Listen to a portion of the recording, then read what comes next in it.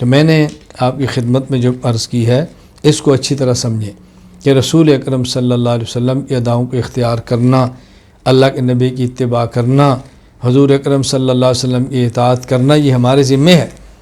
نبی کریم صلی اللہ علیہ وسلم بہت خوش اخلاق تھے، بہت خوش اخلاق تھے۔ آپ سے زیادہ دنیا میں خوش اخلاق کون ہو سکتا ہے کہ آپ کے اخلاق پہ قرآن گواہی دیتے ہیں انک لعلی خلق عظیم۔ آپ کے اخلاق کو مخالف بھی بیان کرتا ہے، تسلیم کرتا ہے، اس میں کوئی اشکال نہیں، لیکن اخلاق کو سمجھنا ضروری ہے۔ اخلاق کسے کہتے ہیں؟ سمجھنا ضروری ہے۔ یہ بات ذہن نشین فرمائیں کہ محکوم کے اخلاق کو کوئی گنا نہیں کرتا، محکوم کے اخلاق گنتی میں نہیں آتے، ہمیشہ حاکم کے اخلاق گنتی میں آتے ہیں۔ جو ماتحت لوگ ہوتے ہیں ان کے اخلاق کو گنا نہیں کرتے، اور جو بافوق اور اوپر والے ہوتے ہیں ان کے اخلاق کو گنا کرتے ہیں۔ رسول اکرم صلی اللہ علیہ وسلم مکہ مکرمہ میں تھے تب بھی اخلاق تھے، مدینہ منورہ میں تھے تب بھی اخلاق تھے۔ مدینہ منورہ مکہ مکرمہ میں وہی اخلاق تھے، کلمہ گو چند ایک لوگ ہیں، اور مدینہ منورہ میں آئے تو کلمہ گو چند ایک نہیں، چند سو نہیں، ہزاروں کی تعداد میں اور لاکھ سے بھی تجاوز کر گئے ہیں۔ اور قرآن کریم کیا کہتا ہے؟ اذا جاء نصر اللہ والفتح ورأیت الناس يدخلون فی دین اللہ افواجا۔ پیغمبر جب اللہ کی مدد آئی اور فتوحات شروع ہوئیں، خصوصاً فتح مکہ، اب ایک ایک بندہ نہیں، فوج در فوج، گروہ در گروہ، آپ دیکھو کلمہ پڑھیں گے اور اسلام میں داخل ہو جائیں گے۔ کیوں؟ یہ اخلاق تو مکہ مکرمہ میں بھی تھے۔ فرق کیا تھا کہ مکہ مکرمہ میں رسول اکرم صلی اللہ علیہ وسلم کے پاس، اللہ کے نبی کے پاس مرکزیت، خلافت، حاکمیت، اقتدار نہیں تھا، اخلاق سے متاثر تھے، کلمہ نہیں پڑھتے تھے۔ مدینہ منورہ میں اخلاق سے متاثر ہوئے، آپ کی برتری کو دیکھا تو انہیں کلمہ پڑھا ہے۔ میں اس کی کئی باتیں سمجھایا کرتا ہوں۔ لوگ کہتے ہیں جی حضرت عمر بن خطاب رضی اللہ تعالیٰ عنہ آپ کے پاس ایران کا شہزادہ آیا، جو واقعہ بیان کیا جاتا ہے، شہزادہ آیا، حضرت عمر کی خدمت میں پیش کیا، اس کو قتل کرنا تھا، تو اس نے کہا جی مجھے اپنے امیر المومنین کے پاس لے کر چلو، میں نے ایک بات کہنی ہے۔ حضرت عمر کی خدمت میں عرض کیا، فرمایا لے آؤ۔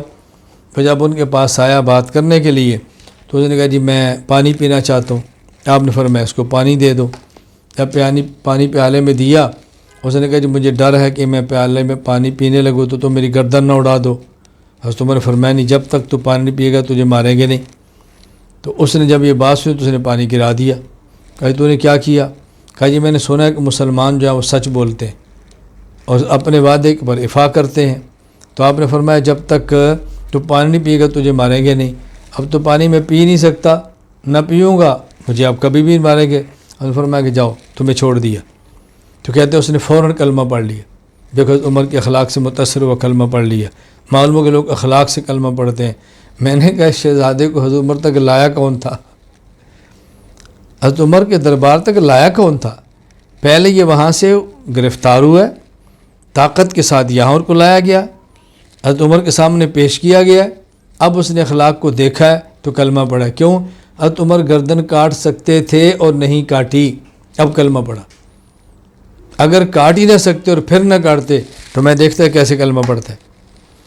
حضرت علی رضی اللہ تعالیٰ کا واقعہ پیش کیا جاتا ہے کہ حضرت علی رضی اللہ تعالیٰ کے ہاتھ ایک یہودی چڑھ گیا میدان جنگ میں، وہ نیچے گرا ہے، آپ اس کے سینے پر ہیں، اس کی گردن کاٹنے لگے ہیں، اس نے نیچے سے ان کے منہ پر تھوک دیا۔ حضرت علی نے اس کو چھوڑ دیا۔ کہا جی کیوں چھوڑا ہے؟ کیا پہلے میں ذبح کر رہا تھا اللہ کے لیے اور اب میں نفس کا غصہ شامل ہو گیا، لہٰذا میں نے تو چھوڑ دیا۔ اس نے ان کی اخلاق دیکھے تو کلمہ پڑھا، پتہ چلا کہ بندہ اخلاق سے کلمہ پڑھتے۔ میں نے کہا یہودی تو اخلاق پہلے بھی جانتا تھا، اب حضرت علی کی تلوار کی زد میں ہے، اب اس کو ذبح کرنا چاہتے تو کر سکتے تھے، اب چھوڑا ہے تو اس نے کلمہ پڑھ لیا۔ اور اگر ذبح کر ہی نہ سکتے کہ میں نے تجھے معاف کر دی ہے تو کون کلمہ پڑھتا؟ نہ معاف کرو نا، تم مجھے مار کے دیکھ لو، تمہیں کسی نے کہا مجھے معاف کرو؟ تو یہ باتیں اچھی طرح سمجھیں۔ نبی کریم صلی اللہ علیہ وسلم جب مکہ مکرمہ میں داخل ہوئے ہیں تو لوگوں نے کلمہ کیوں پڑھا ہے؟ اب آپ گردنیں اڑا سکتے تھے، نہیں اڑائیں، بدلہ لے سکتے تھے، نہیں لیا، کلمہ پڑھ لیا۔ اور جب مکہ مکرمہ سے ہجرت کر کے مدینہ منورہ نہیں تشریف لائے، یہی مکہ تھا، آپ نے کسی کو کچھ نہیں کہا، کوئی بھی کلمہ نہیں پڑھ رہا۔ اب اسی مکہ میں کچھ نہیں کہہ رہے، اب لوگ کلمہ پڑھ رہے ہیں۔ کیوں؟ پہلے وہ قوت اور طاقت نہیں تھی کہ آپ بدلہ لے سکتے تو انہیں کلمہ نہیں پڑھا، اب طاقت اور قوت تھی کہ بدلہ لے سکتے تو چھوڑا، اب لوگوں نے کلمہ پڑھ لیا۔ تو میں گزارش کروں اس بات کو اچھی طرح سمجھیں۔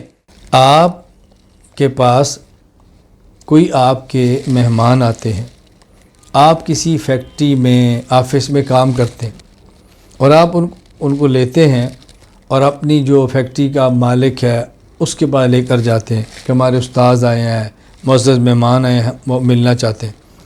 مجھے آپ بتاؤ، آپ لے کر آتے ہیں اور جو باہر گارڈ کھڑا ہوا ہے وہ آ کر جوتا سیدھا کرتا ہے، تو کیا اس گارڈ کی اس خوش اخلاقی کو دیکھ کر آپ کا دل کرے گا کہ میں بھی گارڈ لگ جاؤں چونکہ اس کے اخلاق بہت اچھے ہیں؟ کسی کا دل کرے گا میں گارڈ لگ جاؤں بھائی کہ اس کے اخلاق بہت اچھے ہیں؟ اور اگر وہ گارڈ مسلمان ہو تو اس کو دیکھ کر کوئی ہندو کلمہ پڑھ لے گا، بھائی ان کے اخلاق بہت اچھے، ہم کلمہ پڑھ لیں، کوئی متاثر نہیں ہوگا۔ وہ سمجھیں کہ نوکر ہے، ٹی سی کر رہے ہیں، اس کا کام کیا سوائے جوتے سیدھے کرنے کے۔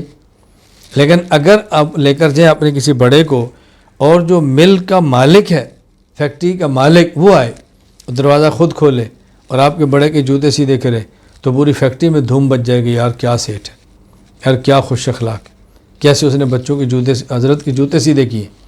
اب اس کو دیکھ کر اگر مسلمان ہے تو کئی لوگ کلمہ پڑھیں گے کہ یار مسلمان ایسے بھی ہوتے ہیں۔